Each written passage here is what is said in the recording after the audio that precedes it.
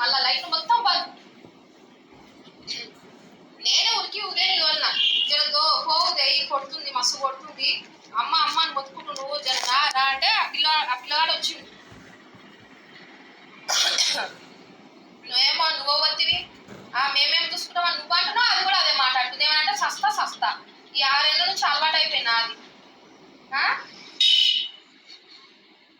లేనప్పుడు పెడతలేనా? అది నువ్వు సెప్టెంబర్ నుంచి తింటలేవు నా కాడ, నేను తీసుకుపోతా కానీ సెప్టెంబర్ నుంచి నా కాడ తింటలేవు. కొన్ని వీళ్ళని సుక్క పెడుతురా చెప్పు. అదే అయ్యా నువ్వు గింత తిను, నిమ్మలంగా ఉండు.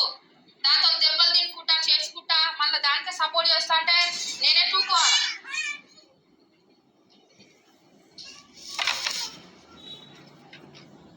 వస్తుందిగా ఆ కొట్టుడేంది, మళ్ళా కొడుతుండని చెప్పుడేంది, తంతుండని చెప్పుడేంది,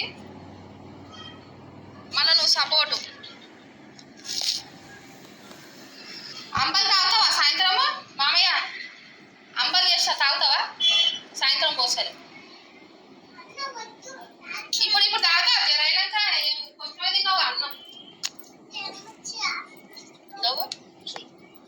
ఇప్పుడు తాగుతావా సాయంత్రం?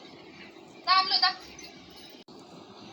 అట్లా చేయని ఈరి ఏంది ఆ ఈపులు ఏంది మేము చూపిమంట కూడా దాస్తున్నావు. ఆ భుజం ఎట్లా వాసిపోయింది, కట్టాచులు పడ్డాయి. ఆ కట్టేది ఎడదాసింది, అది కట్టెతో కొట్టి మొత్తం గీరి పెట్టింది. ఆ లైట్ కూడా వేస్తుంది, మళ్ళీ లైట్ మొత్తం బంద్. నేనే ఉరికి నువ్వు తినేదే బుక్కడు, ఆ బుక్కడు పెట్టిన కూడా సస్తుందిగా. ఆ కొట్టుడేంది, మళ్ళా కొడుతుండని చెప్పుడేంది, తంతుండని చెప్పుడేంది. కొట్టిండు కూలర్ గిట్ట వలగొట్టిండు. మన ఇంట్లో వలగొట్టినావు కదా, మనది వలగొట్టినావు కదా, వాళ్ళవి వలగొట్టినావు అని చెప్పిందట. నేనన్నా అద్దం వలగొట్టింది మా షటర్ది, కూలర్ వలగొట్టింది మాది, వాళ్ళది కాదు. వాళ్ళ ఉట్టి గుడ్లు వాడేసిండు, మా నాయన కొడుతుందని గుడ్లు వాడేసిండు, స్వీట్లు వాడేసిండు అంతే అనేసి నేను అన్నా. ఆయన ముసలాయన కొట్టాల్సిన అవసరం ఏముంది, ఆయన ఏదో ఒకటి అంటా ఉంటాడు. అన్నంత మాత్రాన ఆయన తిట్టుడు అవసరమా, ఆ కొట్టుడు అవసరమా?